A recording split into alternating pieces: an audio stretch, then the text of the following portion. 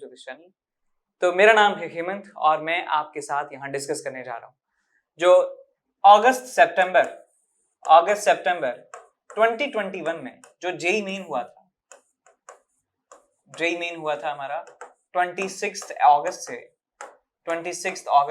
1 सितंबर तक।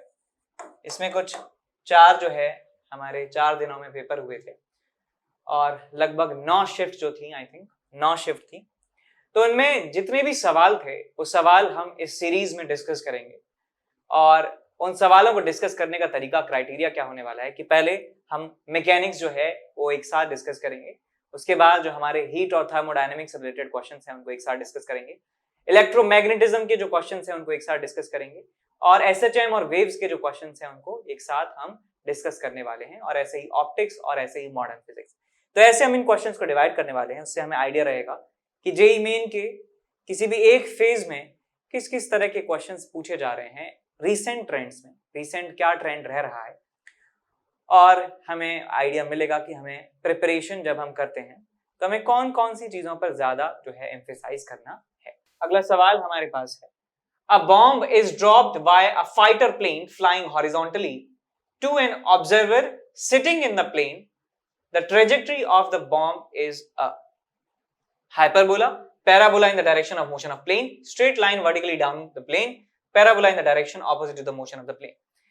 तो देखिए हम ये जानते हैं कि यदि एक प्लेन है और मान लीजिए इसकी कुछ स्पीड है v0 के बराबर, जैसे ही एक बॉम्ब यहां से ड्रॉप किया जाएगा, ड्रॉप करने का मतलब है छोड़ दिया, तो इनर्शिया के कारण इसका जो वेलोसिटी है छोड़ने के समय और इसका वेलोसिटी है वो बराबर होने वाला है।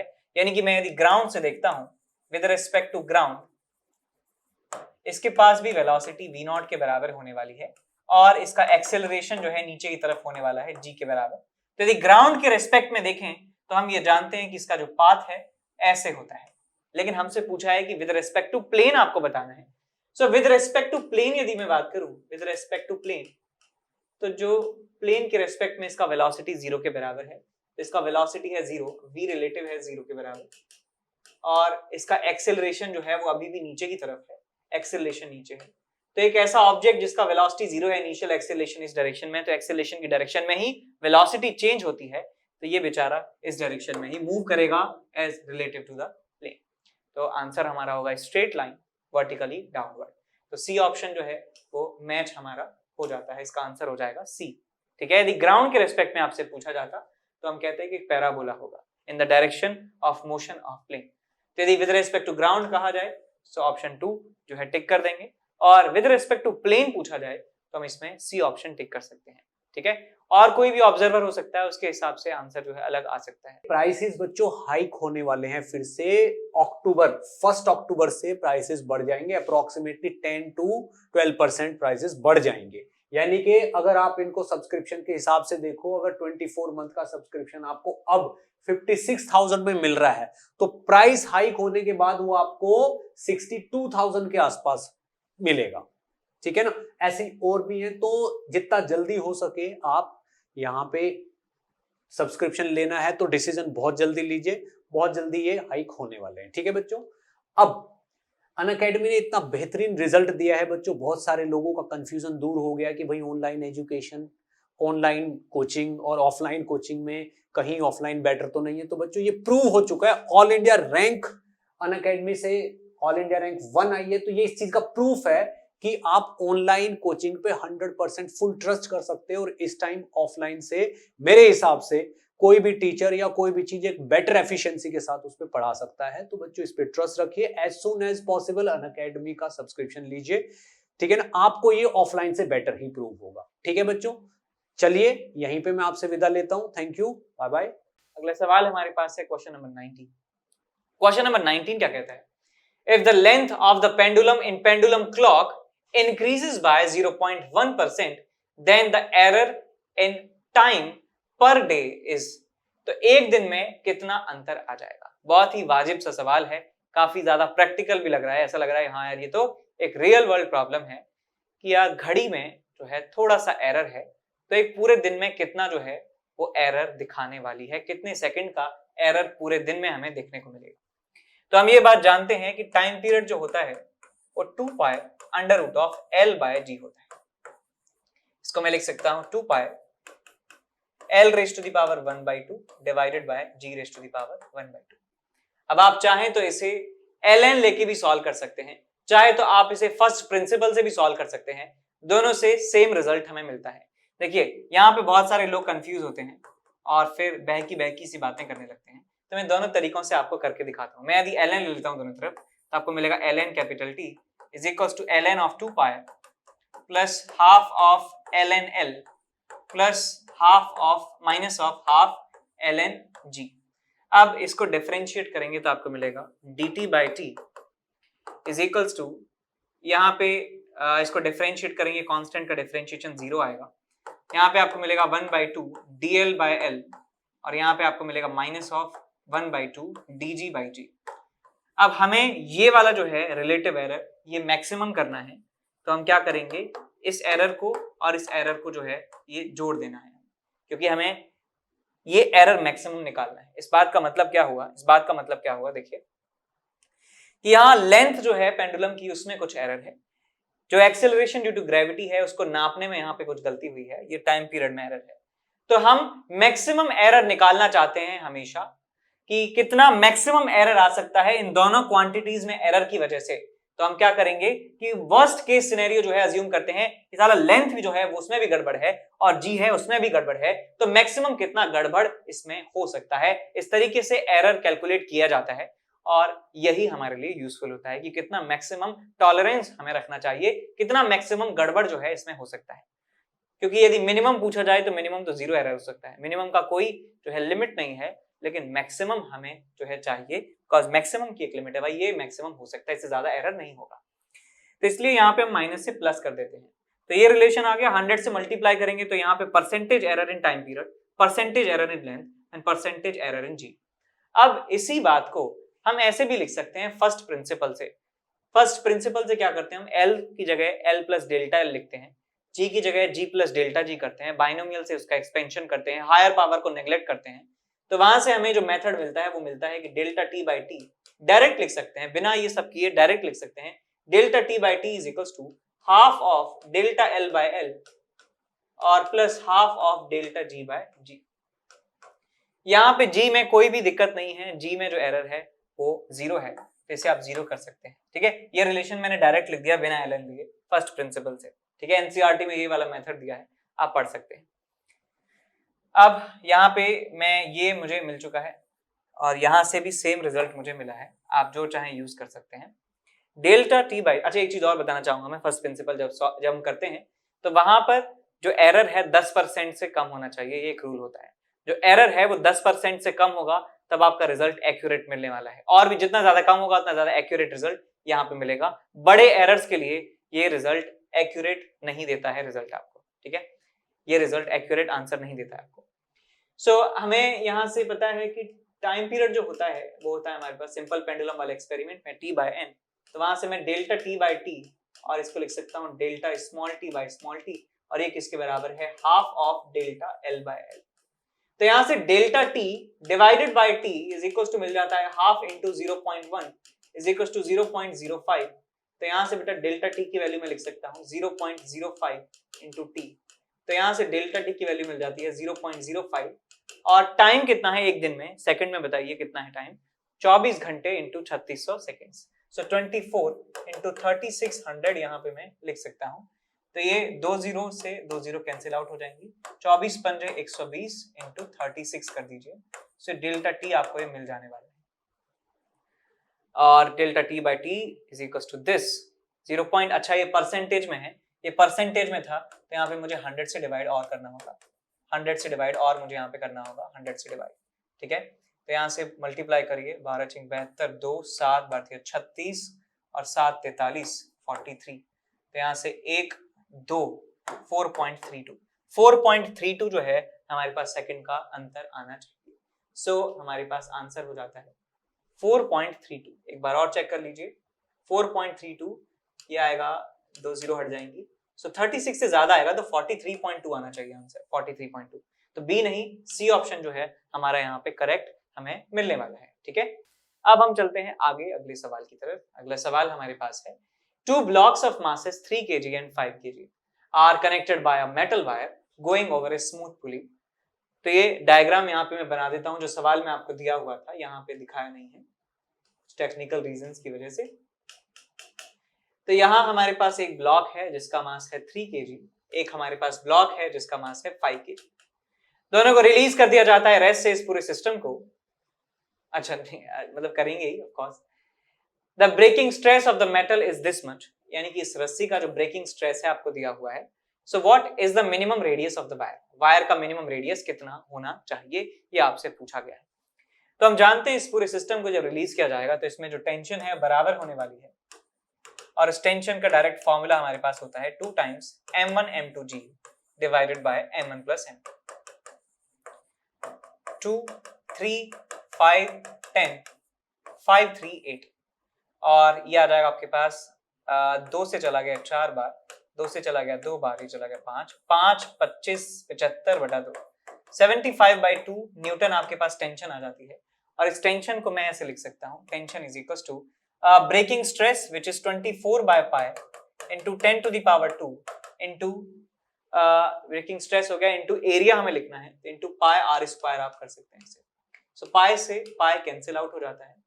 ये आपके पास 100 है, सो 25 से चला गया 4 बार, 25 से चला गया 3 बार, सो 3 से चला गया 8 बार, सो 8 चौक 32 चौक 64, सो 1/64 r स्क्वायर की वैल्यू आपको मिल जाती है। स्क्वायर रूट ले लेंगे दोनों तरफ तो r की वैल्यू मिल जाएगी 1/8 मीटर के बराबर। इसको सेंटीमीटर में कन्वर्ट कर लें तो आपको आंसर मिल जाएगा, 100 से मल्टीप्लाई कर देंगे तो सेंटीमीटर में बदल जाएगा। सो 12.8 सेंटीमीटर आपको आंसर मिल जाता है। सो 12.5 सेंटीमीटर सी ऑप्शन जो है आपको यहाँ पे आंसर मिल जाएगा। ठीक है, तो सवाल हमारे पास है, the coefficient of static friction between the blocks is 0.5 and table is smooth. Table smooth है, ये है टेबल स्मूथ है, कोई भी फ्रिक्शन टेबल पर नहीं है, लेकिन इन ब्लॉक्स के बीच का फ्रिक्शन का कोएफिशिएंट 0.5 है। यही काइनेटिक है, यही स्टैटिक फ्रिक्शन का कोएफिशिएंट है। The maximum horizontal force that can be applied to move on the blocks together is, यदि ब्लॉक्स साथ साथ चलते हैं तो कितना मैक्सिमम फोर्स मैं यहां पर लगा सकता हूं। ठीक है, तो यदि मैक्सिमम की बात कर रहे हैं और हमें साथ साथ ब्लॉक्स चलने चाहिए, ये हमारे पास कंडीशन है।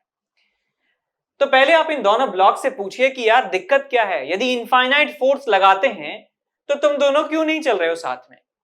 तो सब जो है चुप्पी छा जाती है पूरे वातावरण में, और फिर ये अचानक से बोलता है कि सर दिक्कत मेरे साथ है, इसकी कोई गलती नहीं है, इसके ऊपर डायरेक्ट फोर्स लग रहा है और ये तो चलेगा ही, कितने भी एक्सेलरेशन से चलवा लो, लेकिन मुझे चलाने वाला जो है फ्रिक्शन है हम दोनों के बीच में, और यदि फ्रिक्शन की एक लिमिट है उससे ज्यादा फ्रिक्शन लग नहीं सकता, और मैं उस फ्रिक्शन फोर्स के अकॉर्डिंग जो एक्सेलरेशन आ रहा है उससे ज्यादा मैं भाग नहीं सकता हूं इसके साथ। ठीक है, तो पहले हम ये निकालते हैं कि 1 kg का ब्लॉक जो जिस पर डायरेक्ट फोर्स नहीं लग रहा है वो कितना मैक्सिमम एक्सेलरेशन से जा सकता है। सो 1 kg का ब्लॉक है, इस पे मैक्सिमम फ्रिक्शन लग सकता है आगे की तरफ 0.5 into n is 10 which is 5 Newton, और इसका मैक्सिमम एक्सेलरेशन मैं कह सकता हूं a max कितना आ जाएगा 5/1 is equals to 5 मीटर पर सेकंड स्क्वायर। यानी कि लिमिट है कि भाई फ्रिक्शन मैक्सिमम कितना लग सकता है म्यू इंटू एन, और म्यू इंटू एन फ्रिक्शन जो है इसको 5 मीटर पर सेकंड स्क्वायर से एक्सेलरेट करवा सकता है।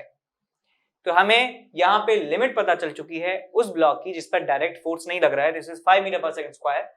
तो ये कहेगा कि यार मैं तो इनफाइनाइट से भी जा सकता था, लेकिन अब तू कह रहा है ना तुझे साथ लेके चलना है, तो मैं भी 5 मीटर पर सेकंड स्क्वायर से ही चलूंगा।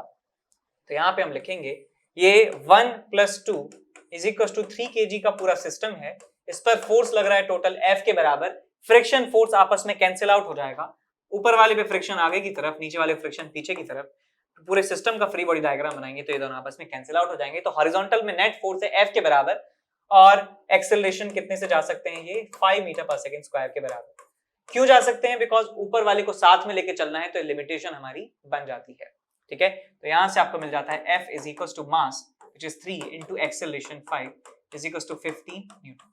सो 15 न्यूटन के बराबर मैक्सिमम फोर्स हम लगा सकते हैं। इससे ज्यादा जैसे ही फोर्स लगाएंगे तो ये ऊपर वाला ब्लॉक कह देगा कि भाई अब मैं चलता हूं, तो दोनों ब्लॉक साथ साथ नहीं चल पाएंगे, तो इसलिए आंसर आ जाएगा हमारे पास 15 के बराबर। अगला सवाल हमारे पास है, 2 narrow bores of diameter 5 millimeter and 8 millimeter are joined together to form a U-shaped tube open at both ends.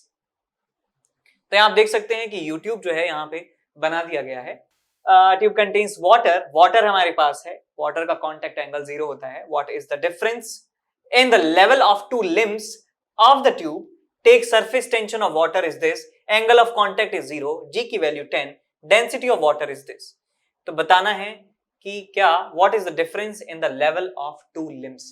देखिए बेटा, ये जो है water की वजह से surface ऐसा हो चुका है, यहाँ पे surface ऐसा हो चुका है. इनके levels में जो difference है, जो इनका लेवल है, इनमें जो डिफरेंस है डेल्टा एच के बराबर है, ये हमें कैलकुलेट करना है कितना होगा. तो आप देखिए बेटा, मैं यहाँ पे पास्कल लॉ का इस्तेमाल करने वाला हूं. मैं मान लेता हूं कि यहां पर एक पॉइंट है, पॉइंट बी डैश, अच्छा बी है, बी मान लेता हूं, और यहां पर एक पॉइंट है बी, सेम इस लेवल पर बात कर रहा हूं मैं. यहां पे पॉइंट है ए. सो ए पॉइंट पर और बी पॉइंट पर पास्कल लॉ के अकॉर्डिंग सेम प्रेशर होना चाहिए, बिकॉज ये लिक्विड इक्विलिब्रियम में है और सेम हॉरिजॉन्टल लेवल पे लाई करने वाले पॉइंट्स का प्रेशर एक समान होता है. तो इसका प्रेशर लिखूंगा और इसका प्रेशर लिखूंगा, इसका प्रेशर इसके रिस्पेक्ट में लिखूंगा, इसका प्रेशर इसके रिस्पेक्ट में लिखूंगा, और आंसर में इनको बराबर कर दूंगा, आंसर मेरा मिल जाएगा. तो और मैं पॉइंट और ले लेता हूं. यहाँ पे प्रेशर होता है पी नॉट, यहाँ पे एक पॉइंट है ए डैश, यहाँ पे पॉइंट, यहाँ पे प्रेशर है पी नॉट.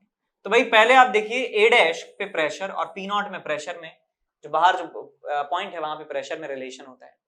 तो यहाँ पे मैं लिख सकता हूं कि ये जो है pressure at A dash is equal to P naught minus of 2 S by R या 2t बाय आर में से लिख सकता हूं, R1 में से कह देता हूं. तो ए डैश का प्रेशर पता चल चुका है. ये वाली जो हाइट है ये डेल्टा एच के बराबर है. तो मैं कह सकता हूं यहां से यहां आने में एम जी डेल्टा एच के बराबर प्रेशर और रो जी डेल्टा एच के बराबर प्रेशर और जुड़ने वाला है. So pressure at A I can write P naught minus 2t by R1 plus rho ji delta H. ये प्रेशर आ चुका है ए पॉइंट का.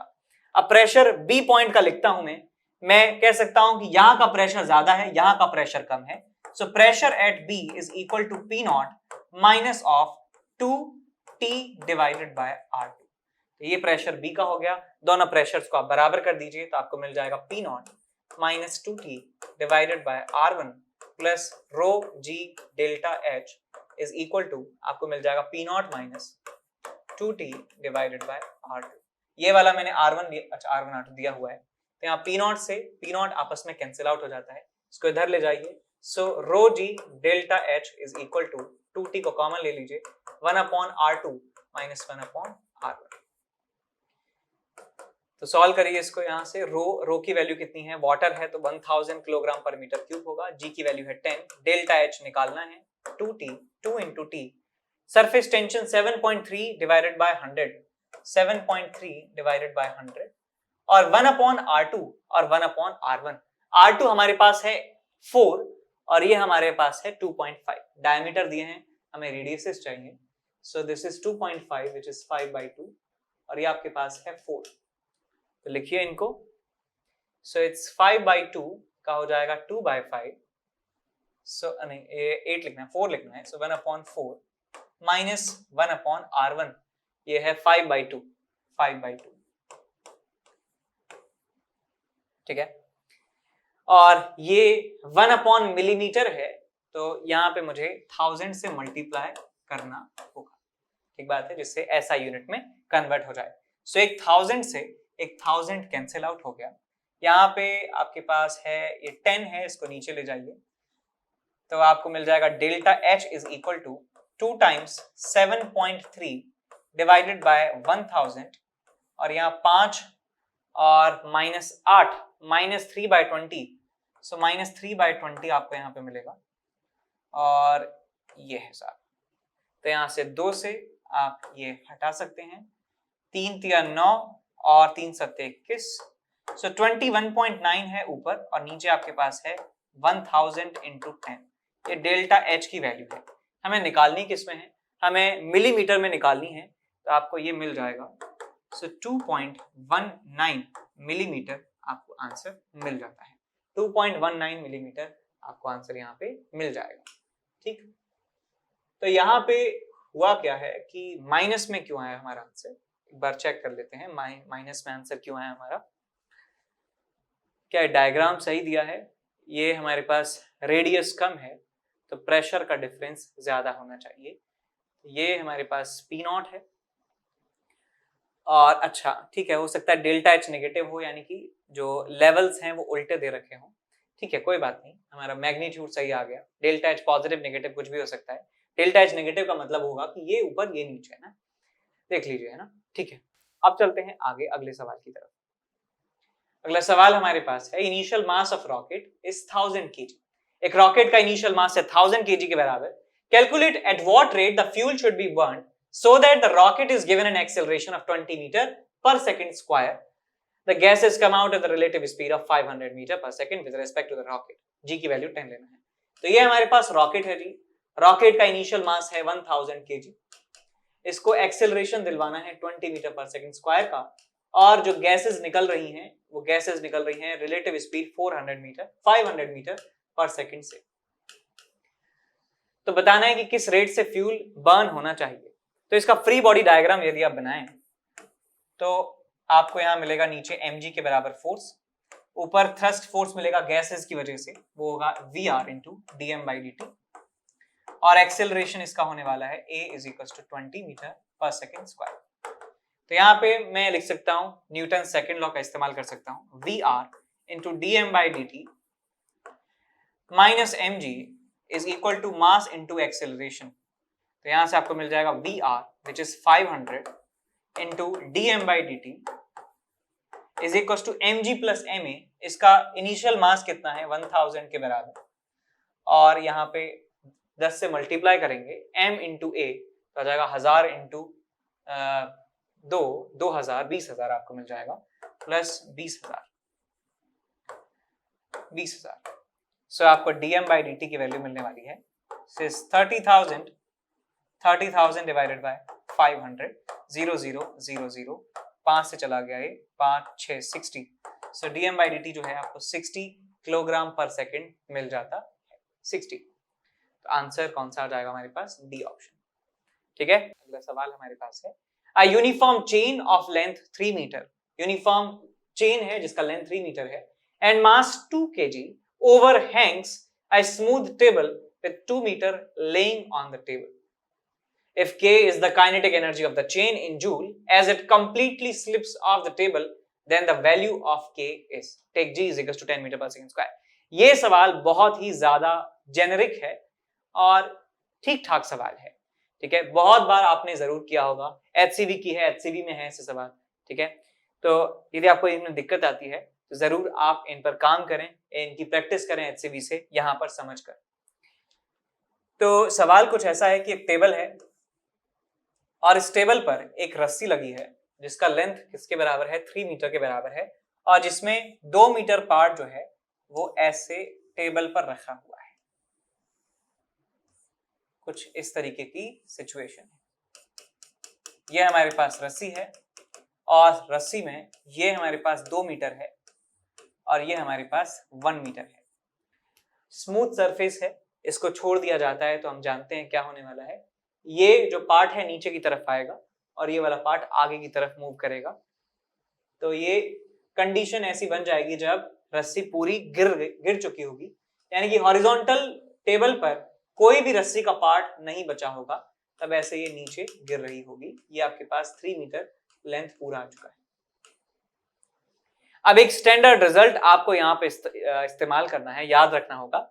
यदि आपके पास एक, मान लीजिए एक रस्सी है, एक रस्सी है यहाँ पे, और ये रेफरेंस लेवल है, यहाँ पे पोटेंशियल एनर्जी 0 है, इसका मास m है, लेंथ l है, यूनिफॉर्म रस्सी है, तो इसका पोटेंशियल एनर्जी कैसे लिखा जा सकता है? इसका पोटेंशियल एनर्जी इंटीग्रेशन से लिखा जाता है। वो कितना आता है, u is equal to mgl/2। mgl/2 पर इसकी पोटेंशियल एनर्जी होती है, इस रस्सी की पोटेंशियल एनर्जी mgl/2 होती है इस रेफरेंस के रिस्पेक्ट में। ठीक है, ये आपको रिजल्ट याद रखना है। कैसे करते हैं इसको, कोई भी आप एक एलिमेंट ले लीजिए x डिस्टेंस पर dx विड्थ का, और इसका मास लिख लीजिए, इसका पोटेंशियल एनर्जी लिख लीजिए, कितना आ जाएगा dm इंटू जी इंटू एक्स। ठीक, मास को लिखिए m/l इंटू dx और यहाँ पे आ जाएगा x 0 से लेके l l²/2, तो mgl/2 आपको मिल जाता है आंसर। ठीक है, तो सेम यहाँ पे इस्तेमाल करना है। मैं मान लेता हूँ यहाँ पे इसका वेलोसिटी v हो जाता है, अच्छा काइनेटिक एनर्जी k मान लेते हैं, वही निकालना है।